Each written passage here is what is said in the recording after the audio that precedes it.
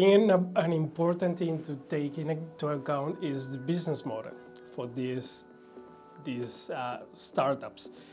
What is important here and what is the value proposition? So where comes the digitalization and where comes the client? What is very, very important is while selling these ideas, think about different business models, different use cases, and what is important for certain vertical.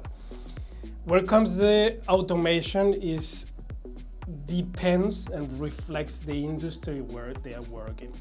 If these startups are very deep tech driven, but for example, a chemistry startup or a chemistry research team can have a very good use case in a completely different vertical, but they need to understand where they are, the context.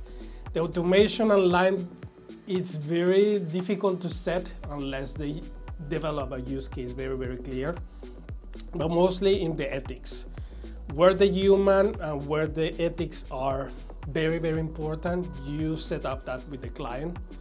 And startups often fail to validate these ideas in marketplace and talk to customers. So they work in assumptions. They work in the lines of the automation and what is important to be automated depends on where the client you are selling. So the startup thing is one thing that is very important, but the real world and their clients are setting what is really important, what needs to be automated. So one very important thing for all startups or deep tech startups or working with AI is talk with the clients, talk with the real users, and find what is really needed to be automated, because don't work in assumptions. It's better to work in a real use case. For me, can vary between where you are and what context you are working with. Can be business environment, or can be automation or digital things, but what it concerns to me is the startups and how they test their ideas in the marketplace.